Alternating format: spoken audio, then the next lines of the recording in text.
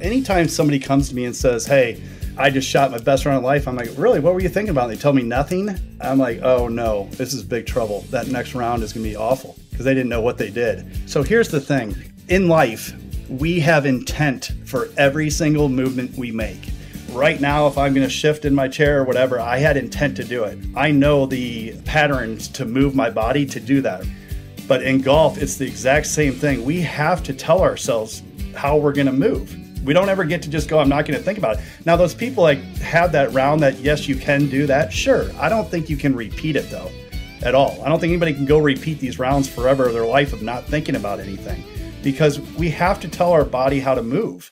Hi, this is Dave Caldwell from Steinbach, Manitoba, and I play golf at Jerusalem Golf and Country Club.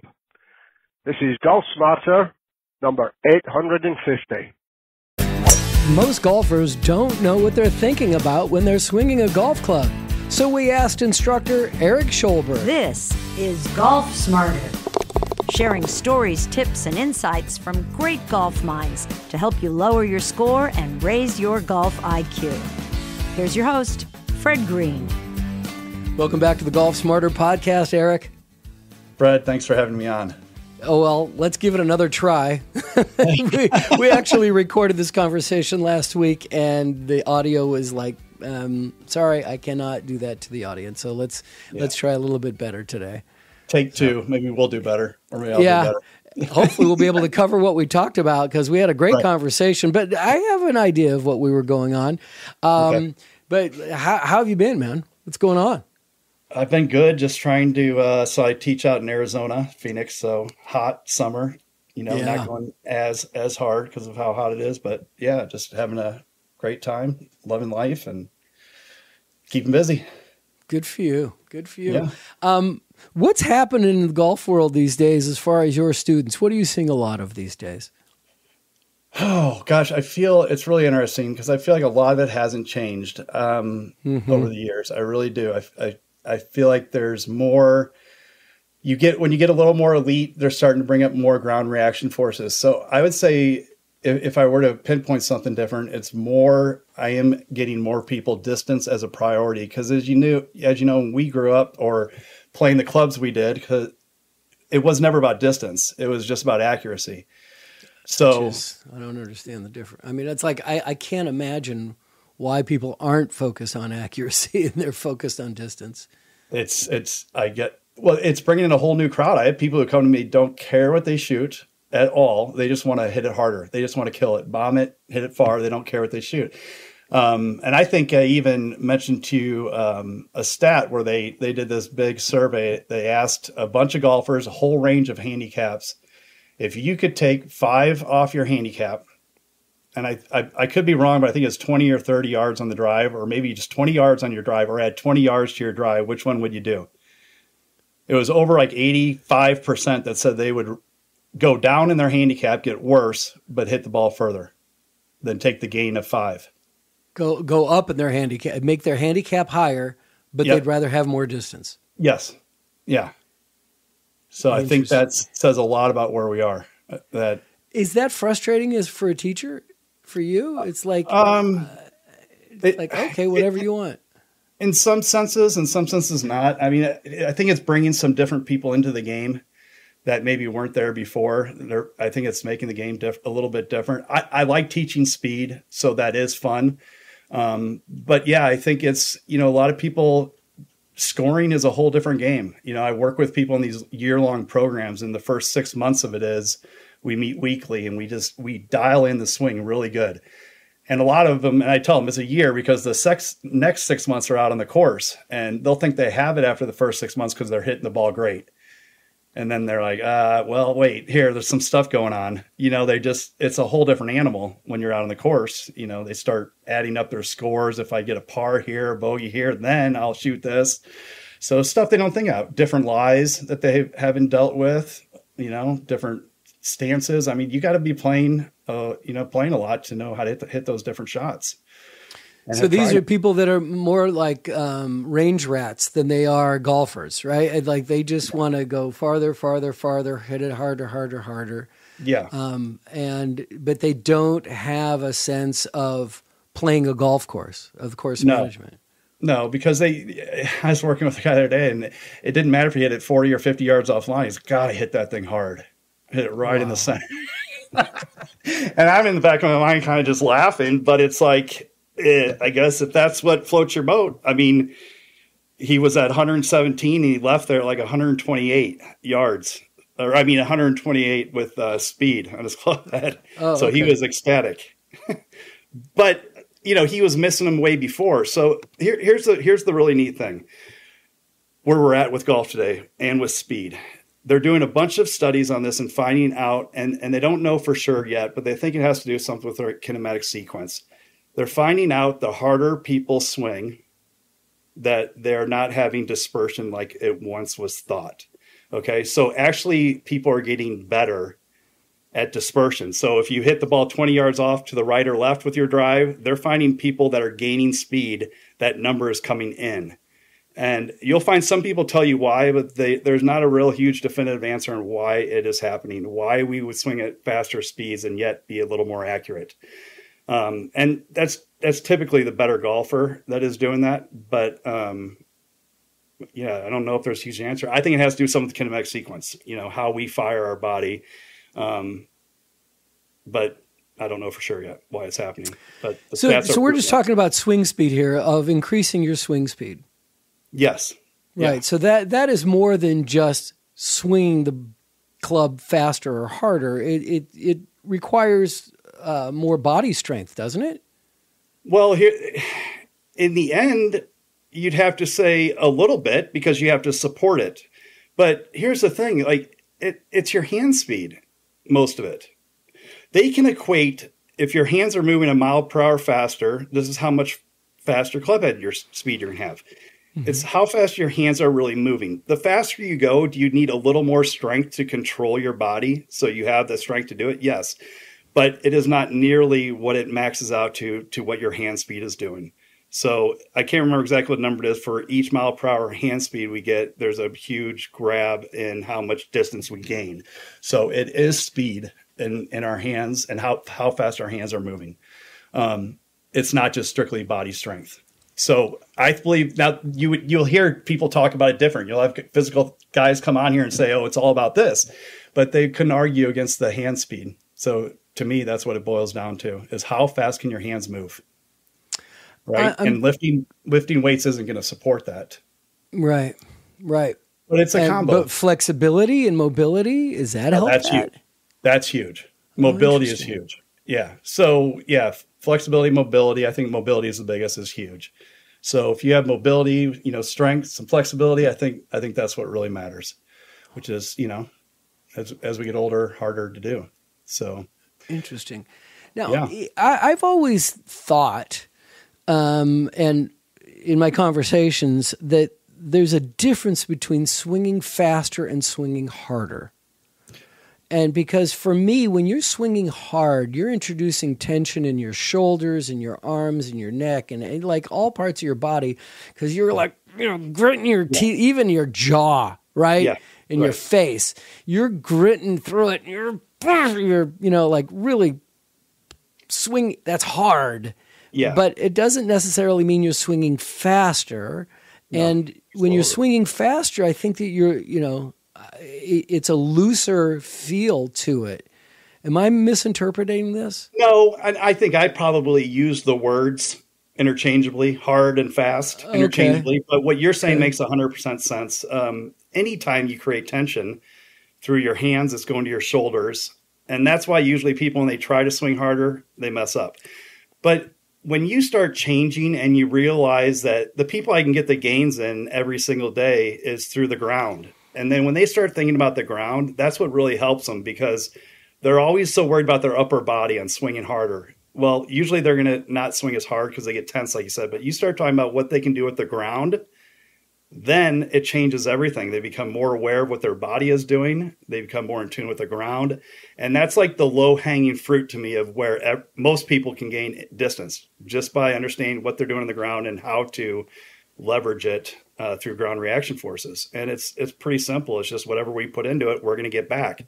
So players either have, like rotary, so they're either turning or they have horizontal or vertical ground reaction forces. So depending on your golf swing, we'll hone in on one of those three or two of those three to increase those amounts to have you hit it harder or harder. Or what did you say? Harder, or what's the other word? Harder and faster. Faster. Yeah, faster. I got to switch to faster. All right, let's take a timeout. We'll be right back, and we'll continue our conversation with Eric Scholberg right after this. This episode of the Golf Smarter podcast is brought to you by MyGolfingStore.com, home of the Eagle Eye Rangefinder. Let's talk about the Eagle Eye Rangefinder. Actually, it's my favorite rangefinder, and it has all the premium features you need, like slope technology, an 800-yard range, and flagpole lock vibrating sensor. Yet, it's a fraction of the cost of all the overpriced rangefinders out there. And it's so easy to use. Just raise the rangefinder to your eye and find the pin. The Eagle Eye will automatically lock onto the target, even like me if you have shaky hands. And then it will vibrate when the laser has locked onto the pin. I have to tell you, this is my favorite feature because over the years I've used a lot of different rangefinders and I've always had the same problem with each of them. I couldn't get a clear reading because my hands were shaking while I was trying to focus on it. With my Eagle Eye rangefinder, I just click once and it locks on the target every time. Now, here's the best part. Usually, the Eagle Eye rangefinder retails for $259.97. However, we've put together a special 50% off deal for Golf Smarter listeners.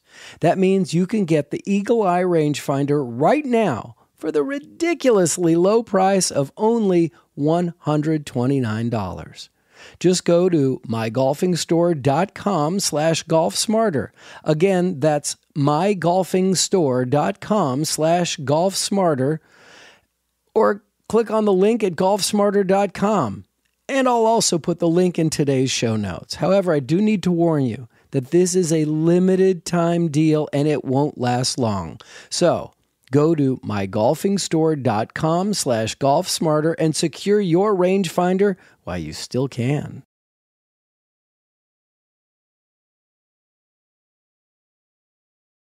Eric, it's interesting. You talk about ground, right? And your connection to the ground. And it's something that I've been thinking a lot about lately, and you know, the mind-body connection. Mm-hmm. Reading a book right now, and we'll get Jane Story on soon to talk about this, her latest book. And I've been thinking about my connection to the ground, my feet on the ground, and really feeling them. And it's making a difference. Maybe it was just that round, but I'm feeling a difference by just like making sure I'm locked in. But then I watch, you know, as we're recording this, the U.S. Open just finished yesterday. Yeah. And they're showing these slow-mo, multi-angled shots of these players, and these guys are pushing off with their feet, and their feet are like, you know, they're not locked onto the ground. There's a lot of lifting of their heels, whether it be on the backswing or pushing through on their follow-through. And then you look like, you know, Scotty Scheffler, and it's like, what is going on with his feet, right? He's tap dancing. Yeah. So here, it's funny. One thing I get is when I ask players, I'll ask every one of them, what are you thinking about saying over the ball? You ask the better player, they all start talking about the ground. And you talk to anybody else that's not the better player, they're talking about, oh, it's my hip, my shoulder, my neck, whatever it is that they're thinking about, keeping my head still or whatever. But the other guys talk about the ground, feeling what they're doing with the ground. So what do we do? What are we supposed to do with it when we go? So here's the thing. It's been the big problem always, I think, in golf is we've always heard 80-20. So we're supposed to get 80% to our back foot right and then transfer our weight to the front. I think that is the biggest killer for amateurs in golf ever, that 80-20 when it came out. I think it was Nicholas that brought it out years ago. But what he didn't tell you was that 80-20 is not mass. It's pressure, okay? So I can physically turn right over the golf ball, not move my mass backwards at all, or maybe even only an inch of my pelvis, and yet put 90% of my pressure into my trail heel, okay, on the inside. So think about the difference in power of that when I'm pushing as hard as I can in the ground on the way back versus just floating my mass back there and then having to figure out how to get that mass back the other way. So that's what the guys are doing, is they're figuring out how to maximize that pressure from the ground. So everybody, if they just got rid of the word weight transfer out of their mind and weight, just use pressure. It's all you want to do is build up pressure. And on the way back, guys, this is the most important in girls, on the inside of your trail heel is where we're winding up into. Inside of our trail heel. So you have to wind into that on the way back. That allows your right hip to get deep behind you. Now you have a chance for a lot of power. And for those of you who come over the top, most likely you never get your hip deep enough, so you have no room to even come from the inside if you wanted to. So just thinking about grinding into that trail heel. And if anybody just stood up right now and did it and just turned their body and put their push down as hard as they could on their foot, they would feel it. So when I use a pressure mat to teach, I'll show people, I'll say, hey, just push into it. And they'll go, well, I didn't move my body, but it shows I have 90% right here. So yeah, that's your pressure is right there, even though your mass is still in the middle. So we don't want our mass moving way back when we're taking the club away or going towards transition. We want to rotate pretty much over the ball, but while moving a lot of pressure into our trail heel, inside trail heel. Never want to get anything on the outside of our foot, on our trail foot. It's a lot to think about. I think after you practice, you'll find it's easier. And, that's where a lot of distance will come from. So, you mentioned you see the guys, their heels coming up and all that stuff. So they've learned a lot of this from the long drivers. You kind of go up on the way back and you come down on the way through. Like Rory has it. Rory drops a ton from the top, from transition down, and then he explodes off of it. So he has that kind of naturally built in. But watching the guys in long drive is where a lot of these guys have learned how to kind of mimic what they're doing a little bit to gain a lot of more power. And then what about Scotty Scheffler? His back foot seems to be moving. Well, so that tells you how well he's using her foot. So those who remember Norman also, when you are rotating through the golf swing, you need to get your hip out of the way, your left hip clearing out of the way. Guess what's going to happen? You have to push backwards. So your toes would be digging into the ground, pushing your hip backwards while your leg is straightening, which is going to open your hip. And that's why he's losing it behind him, because he's pushing so hard with that. And it's learning how to move the ground. It's really, it is. And it's not that hard once you start messing with it. And if you get on a pressure mat, you can see exactly how things are moving. But that's why if you just stood up and you're doing your golf swing, you would push forward with your left foot to start it. And then you're going to pull your left foot back during transition, which is going to help keep your butt back so you don't early extend. And it's going to help clear your hip. And then you're going to push up and help your hip get out of the way more. So, yeah, I think it's hard if you're just sitting here, maybe if I'm just saying it, but it's not that difficult, if you have a chance to sit down during a lesson or, work on it. But I think just talking about it may sound a little more difficult.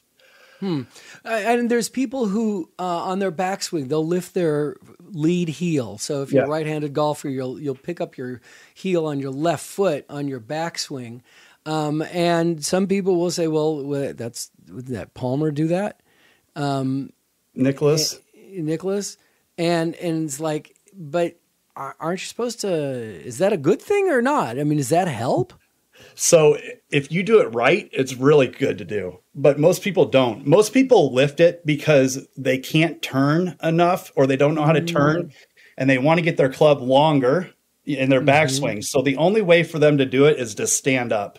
So they could really maybe swing to parallel, on the backswing with their arms, but then yet if they stand up, the club gets all the way up higher. Now, then it's terrible for that person. But if you are not doing that stuff and you're just raising your heel up a little bit, and this is why it's such a great tool. You stomp that heel down really hard before you're done with transition, and that initiates your downswing of your lower body going before your upper body. So it's a huge cue to start your swing. So before you finish your backswing, your body needs to be going forward towards the target. So the people that lift their heel, they will stomp it down before they finish their backswing. And that initiates the lower body to go, well, the arms are still going up. And then you got a massive whiplash effect. That is why they hit it hard. So if you do it correct, it's a really, really good way to swing. we're talking a lot about feet, and that's not a normal topic of conversation in lessons and teachers and things. We don't talk. I mean, there are some who talk about balance, and there's some talk, feeling planted and stuff. But I mean, even mental coaches will talk a lot about being, on the ground and being balanced and having your feet, feeling them there. But it's not a normal topic, it seems like, with instructors. I mean, it may be the ones that aren't into it or don't know much about it, but I find the gains. Here's the thing with me. Maybe I'll use whatever works the best for students. So the reason I push this very hard is they make improvements a lot quicker when they start thinking about the ground versus what their upper body is doing and stuff like that. It starts making sense. So there's a lot of different drills you can do to feel what we're trying to do. Step drills are great to just start feeling what it's like to go to fire our lower body first. And I'm not talking about spinning out. And there's a lot of other tools. Like I use this like little teeter-totter, a Sheftik board. Ted Sheftik and Mark Sheftik make this board where you stand on it and it's got something in the middle. So when you start your swing, you'd have your left foot on the ground, and then you got to get your right foot down by tilting the board over. And then obviously same thing as raising your heel. You'd want to initiate your downswing before you finish your backswing by pushing down on your front foot, and that lower the board to the other side. And then you would go with your upper body. So I just find I've been doing it for quite a while now. And plus when my students can watch on video while they're doing this, the pressure, the heat map. And if somebody's coming over the top, they're going to go right to their toes on their back foot towards their heel on their lead foot. So I'm like, guys, we want to switch it the other way. And you'll find out by working on the ground, I can get somebody to go inside to out path. Once they start thinking about moving where we put our pressure on the ground, they'll change their swing path massively. What's a step drill? So step drill is you start with both feet together. You start with the club off the ground, kind of a little bit in front of you. So you just raise it up off the ground, then move your body about 12 inches forward towards the target. So the key with this is when the club starts going backwards, you take a step forward. Okay. So we're taking our step forward and then swinging and get your weight loaded to that lead foot when you take that step forward. So this is going to teach people what it's like to actually have a proper transition for the first time in their life if they haven't done it. Most people, 80+% of people I see load up on their right side. They're still on their right side in transition. There's no pro that's like that. They're done loading when they're at usually parallel with their arms on the way back. They're done loading. They're moving towards the target and the pressure and everything's going that way. Most amateurs are still going backwards at that point onto their back foot. So they don't even get started towards the target until after they start moving the upper body. So it's all you have to do is throw a ball and you'd understand it. You'd find out, wow, look at my hips and everything are clearing towards the target when my arm is going backwards. And it's the same principle, very same principle. But a step drill will help give you this feeling big time of what you need to do for this. Interesting. Let's take another time out. We'll be right back. Yep.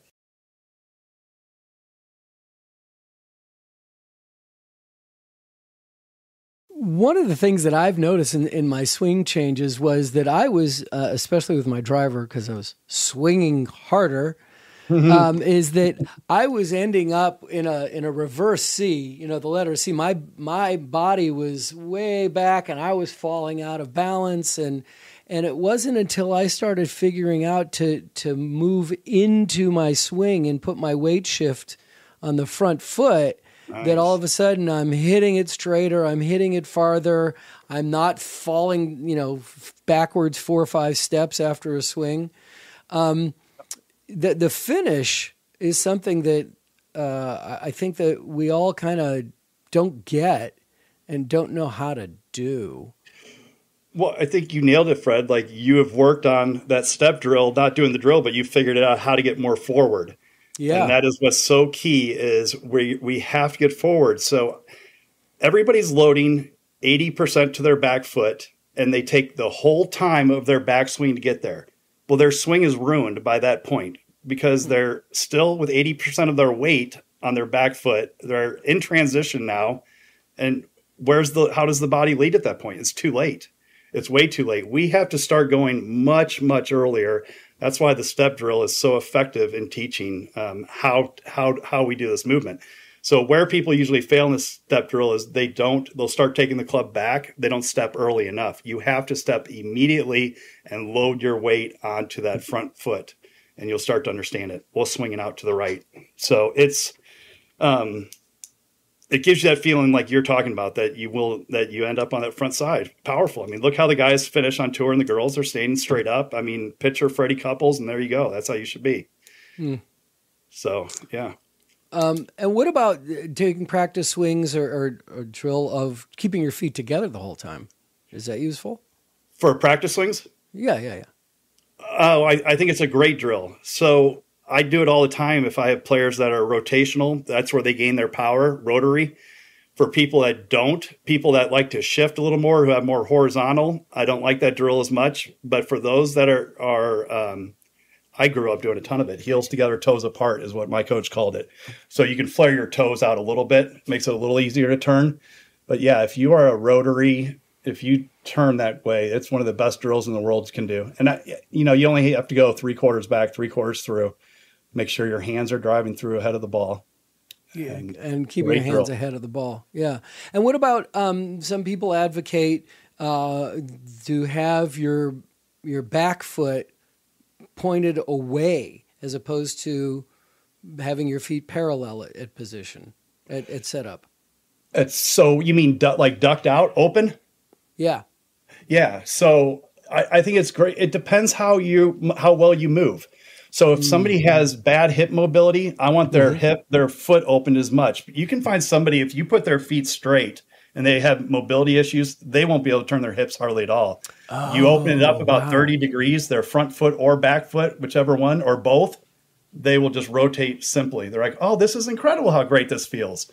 So it's a great way to help yourself if you're having trouble. And probably most people don't move. I mean, once we hit a certain age where we just don't move the same. So we need to have our feet flared out. Yeah. Yeah. I think it's a great thing. And I think it's easier to keep our weight, our pressure on the inside when we're more ducked with our back. I call it ducked, open, your feet open. So I love when I'm seeing somebody like this happened to me last week. I was watching this guy in the driving range, and he was hitting behind the ball on every shot, and every shot did something different. And I said, I hate to interrupt, and I'm not trying to give you a lesson. I'm just curious. The golf swing is a circle, right? And he goes, yeah, golf swing's a full circle, right? I said, so when if this is the ball, and I hold my fist up and I say, if this is the ball and the bottom of your golf swing, if it's a full circle, you got to get to a bottom. Where do you see the bottom of the circle in relationship to the ball? Mm-hmm. And I've had this conversation multiple times. And I'll say, and he's like, well, what do you mean? I said, well, when that full circle, the bottom of the swing, the very bottom, 180 degree down, and if the ball's sitting here, is the bottom here, and I'm like 2 inches behind the ball, 5 inches behind the ball, at the ball, in front of the ball, behind. Inevitably, people who are chunking the ball and hitting way behind it, they think that they're supposed to come right, the bottom of the swing should be right in front of the ball. Yep. Or behind it, and then lifting it up. I'm like, you know what? If you watch the pros, man, their divot is 5 inches in front. You got to hit the ball first and then the ground. And this guy was like, what? He was blown away. He had no idea. No idea. That's why I teach. I mean, and so I watched him hit 3 more shots, and it was like, pow, pow. He turns around, looked at me, and went, oh my God, that was awesome. Thank you. So that's probably the first time you ever felt compressing a golf ball. Probably ever. Yeah. That's neat. Good job. Thank you. Good job. I mean, I feel like but you're the teacher. I'm not. Well, here's an observation, buddy. I'm not giving you lessons. You were the teacher there. Here's the thing is you really have to look hard on where things are happening. Somebody who is stuck on their backside, meaning they move their weight, their mass to their back foot and don't transfer early enough to the front, they have no choice but to, I call it dumping the club, where they come down with their hands and they scoop. You cannot lead with your hands properly. You would come right over the golf ball. You would miss it. So people who are stuck back there, it happens early in their swing that they're forced to do it. So it's one of those things that the brain, it's amazing that it does it. I don't think it makes you better, but it allows them to hit the ball because of the errors they're making earlier in their swing. So it almost got to learn. But what's so important is like what you did for that guy, just understanding. And that's what I try to do is draw a picture for these golfers and let them know what the golf swing looks like. Because once you see it and can visualize what you're trying to do, guess what? We're pretty good at accomplishing that. You know, pretty good. Yeah. Well, there's also the ones who just don't. And I have this conversation with my son about having your hands in front of the ball when you're making contact. And you know, so many people their hands are, you know, because they've already released, right? Behind, and those are the people that hit it thin. They catch it behind, and then they top it and can't figure out why. Yeah. So when I teach new golfers, I go over that. That is one of the major explanations I spend a lot of time on. I go, okay, you're set up here. How are we going to get to this? And I put them in impact position. And I show them how their hips are cleared out, where their weight is. I'm like, this is where you have to get to. How are you going to get there? And then we usually start from impact and have them swing back just a little bit and then go back to that. So they start realizing it. Because most people, if you ask them what impact is, they just stand there. They go, I don't know. I'm at it right now, aren't I? I'm like, yeah, that's what you kind of look like at impact. That's not what we want, though. So most people don't know in their mind exactly what impact looks like, with the hands ahead, the body left, opened. So people just don't know it. Video must have changed all of that for teachers. I think so. I think it was a huge help for us. And now with 3D, it's even better for all of us that are able to have it as coaches. Because the problem with video lies. So if you send me a video and you take it from behind you, and it's supposed to be at your hand height and directly behind your hands is where it should be. Let's say you're a foot and a half off to the right, and I really can't tell because anything around. I won't be able to tell exactly. Your club will travel in a different part through your body. I won't be able to tell what's wrong. So I'll be looking at something and think, oh, okay, well, he's doing this, but you're not really doing that. 3D won't do that to you. So when you have 3D, you won't be lied to like film can do. So film's very hard. You have to make sure it is correct or you'll be looking at something wrong. They've got, like, watching the U.S. Open, they've got this amazing 3D configuration of these guys where, like, all of a sudden you got this single shot from behind them looking down the line, and then the camera's, like, rotating around them, and you can see them in all these different positions. Like, how'd they do that? It is amazing, isn't it? It was fun to see yesterday, them doing that at times. Yeah. It's a really neat view. Really, really cool view. And you're able to work with 3D now with one camera? Yeah. So before it used to cost $35,000. Now with Sportsbox AI, I guess that's my plug for them, for coaches, but it's a lot cheaper, and we're able to get some very, very accurate numbers on a lot of different aspects of golf swings with iPhone. So I can take an iPhone with you. I want to hear a lot more about this, and we're going to do that. Let's take one more break so I can wrap my head around this. We'll be right back.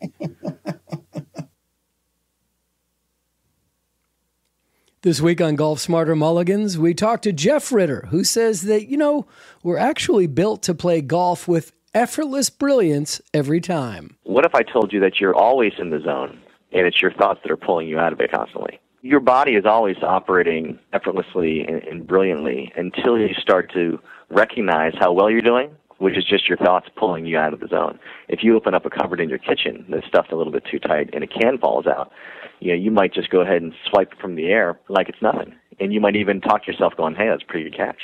That's the way you're designed to operate. You're designed to operate with effortless brilliance.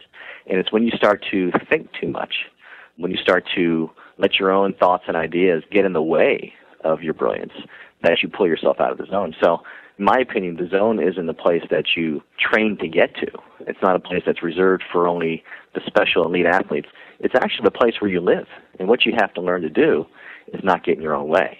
That's Golf Smarter Mulligans, episode 166, featuring one of my favorite teachers, Jeff Ritter. So please, along with your subscription to Golf Smarter, subscribe to Golf Smarter Mulligans, the best of the Golf Smarter archives that are just no longer available on any podcast app. Published every Friday from wherever you listen to your favorite podcasts.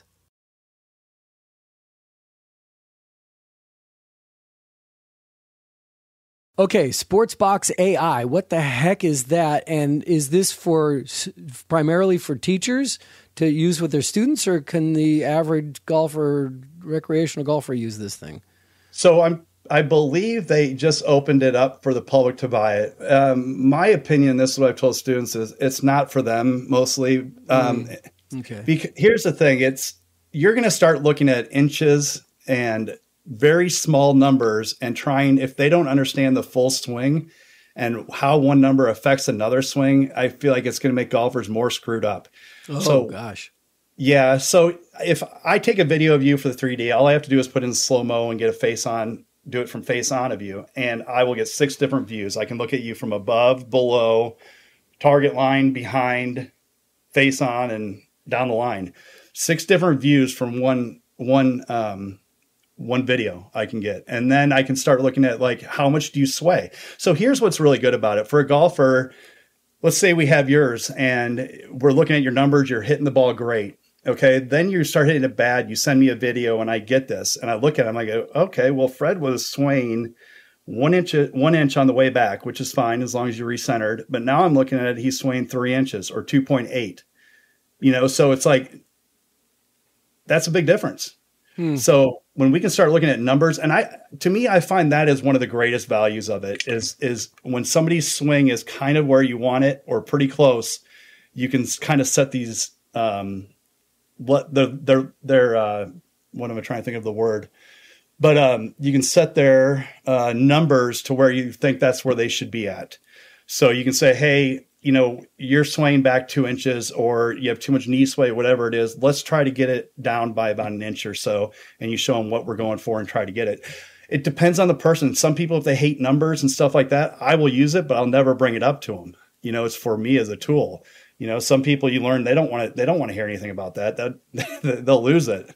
Others are very analytical and they want to know, so, hey, where was my what was my, angle between my elbow there. So it depends on the golfer, but I think it's going to make coaches will no longer have to rely on video, which, as I said, can lie, and will be more accurate with the 3D.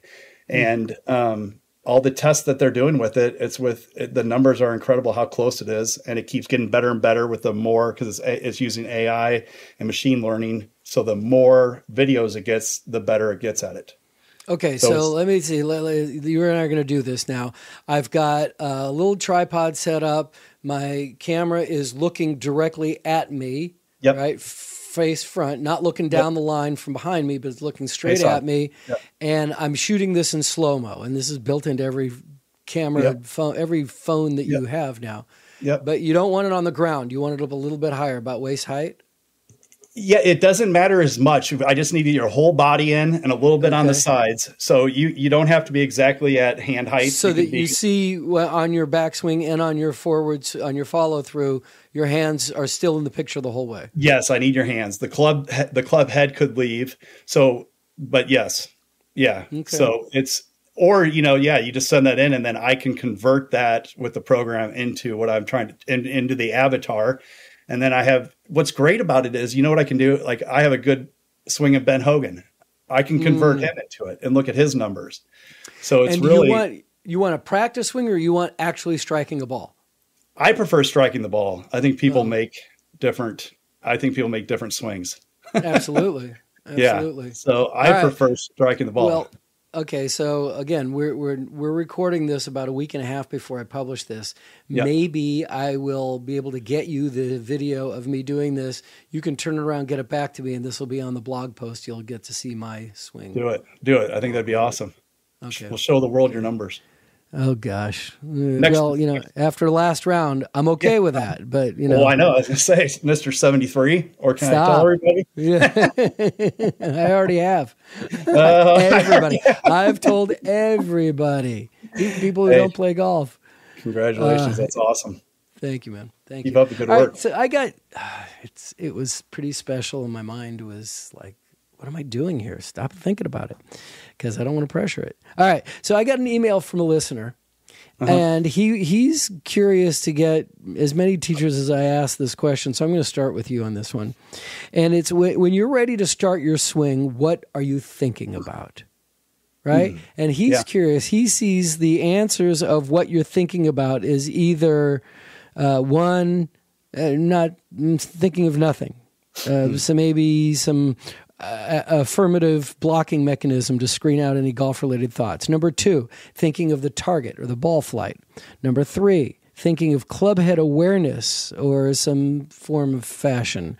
And then 4th, it'd be a swing key, like with Kerry Mumford and, his swing keys. Like when I had a lesson with Kerry Mumford early on in this, he taught me, Mary had a little lamb, I wish I had one too. So this nonsensical phrase that'll just take you away from thinking about your swing thoughts.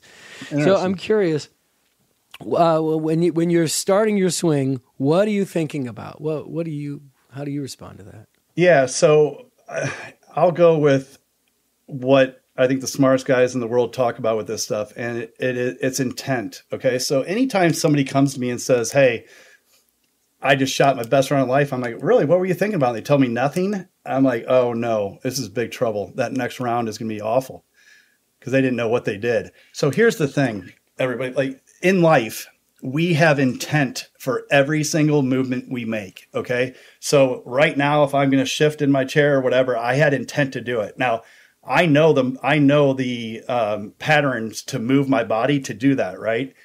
But in golf, it's the exact same thing. We have to tell ourselves how we're going to move. We don't ever get to just go, I'm not going to think about it. Now, those people like have that round that, yes, you can do that. Sure. I don't think you can repeat it, though, at all. I don't think anybody can go repeat these rounds forever of their life of not thinking about anything, because we have to tell our body how to move. It's like if we go to grab a cup of coffee, we say, I'm moving my arm that way. Now, we don't have to be that descriptive anymore, right? But what if we start our golf swing with the forward press? Now, those work to get you going, right? Because we're moving. That's an intentional move, right?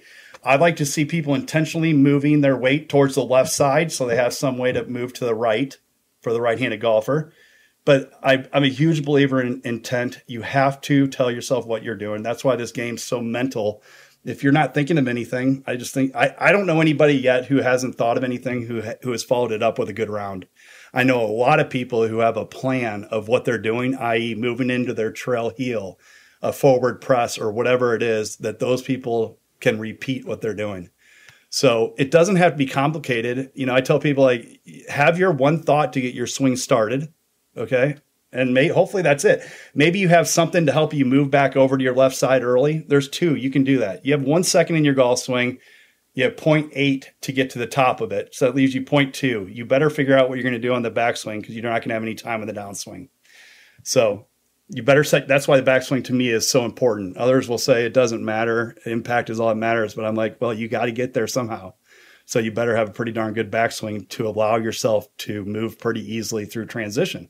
That's why it's so good to load up into it. So to me, the answer is easy: intent. We have to be thinking about how we're moving without thinking about too much. What are we going to do? How are we going to take the club away? What are we going to do?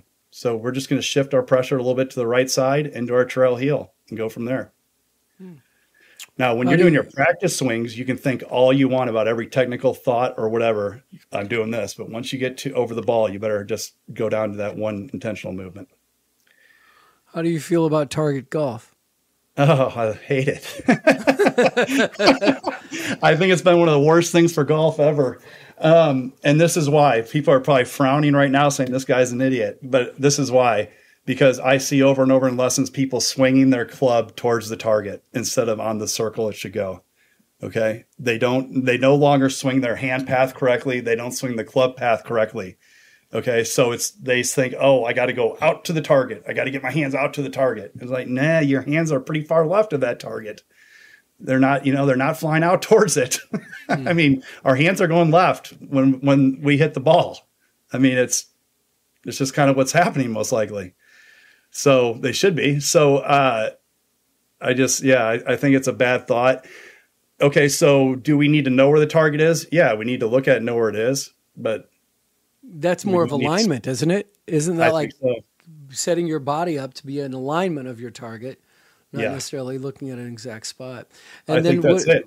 What do you think about the club awareness? I, people have done it. Bobby Jones did it. If you can do it, great. I think it's one of those elite level things again, where you really, the weekend guy is not going to go out and have awareness of that club head. Yeah. I mean, he's worried about his shoulders, his, whatever it is. I think it's a hard one to deal with. Now, if you, for some reason, have that naturally where you can feel the club head in the golf swing, then great, do it. They've asked professionals, where's your club head at this spot? Because they say they know where it is at all times. They're usually wrong. Wow. Yeah, they're like, it's here right at this point. And they're like, oh, actually it's not. But because we go with what we feel, and, feels are not real. If I can tell anybody, that's the best advice ever. Your feels are not real. Interesting. How do people find you? Like if they want to do the 3D video with you or go to your website, watch your videos. So ejsgolf.com, that has all my links to all my social media, YouTube, Instagram, Facebook, all that stuff. That's also where you'll sign up for online lessons. If you live in Phoenix or want to travel to Phoenix, I'm at McCormick Ranch, and we can do lessons there too. So online or in person.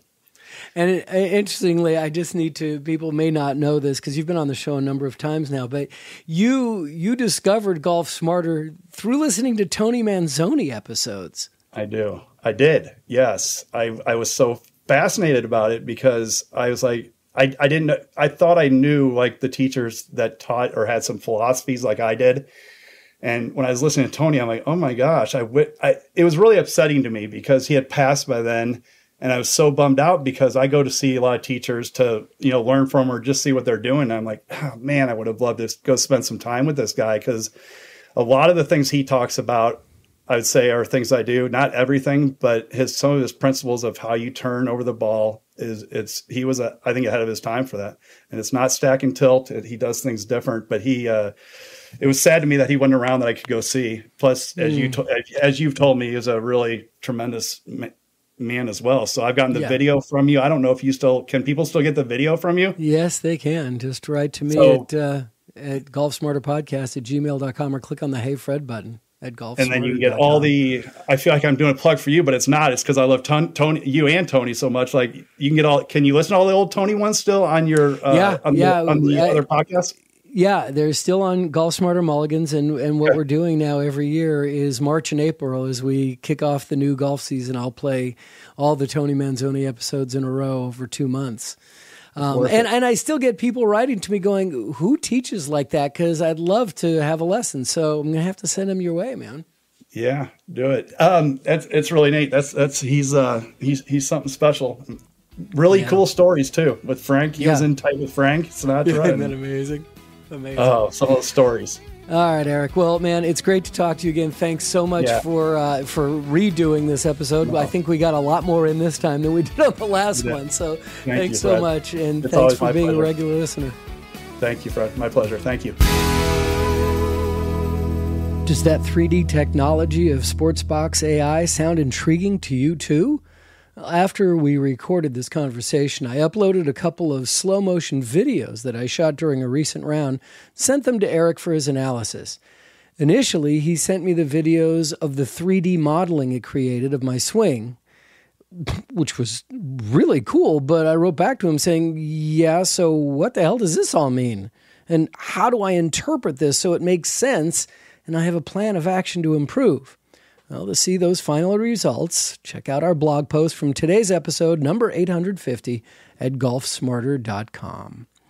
Thanks to Dave Caldwell of Steinbach, Canada, our newest Golf Smarter ambassador. Dave took advantage of getting a new golf glove and glove storage compartment from redroostergolf.com for opening up today's episode. You too can have a place in recorded history of Golf Smarter and have a choice of receiving a sleeve of golf balls with the Golf Smarter logo, the Tony Manzoni video, or the glove and glove storage compartment from redroostergolf.com, where you can choose from 11 styles of gloves in 26 sizes, so you are assured they fit you properly. We thank RedRoosterGolf.com for offering a new glove to our Golf Smarter ambassadors. So join the team and win a prize just for leaving a voicemail. Write to golfsmarterpodcast@gmail.com or simply click on the Hey Fred button at golfsmarter.com and let me know that you'd like to do an episode intro, and I'll send you some very simple instructions. Up next on Golf Smarter, by listener request, we're going to meet a representative from Rapsodo. Have you heard of Rapsodo? They're the makers of a $500 piece of performance technology. Yeah, I know it sounds expensive, but wait a minute. It competes with a $25,000 TrackMan by providing instant and accurate feedback right there on your iPhone. If you've ever had a lesson with an instructor who uses TrackMan, then you know what kind of data that it provides. Well, now you can get all of this information anywhere, anytime.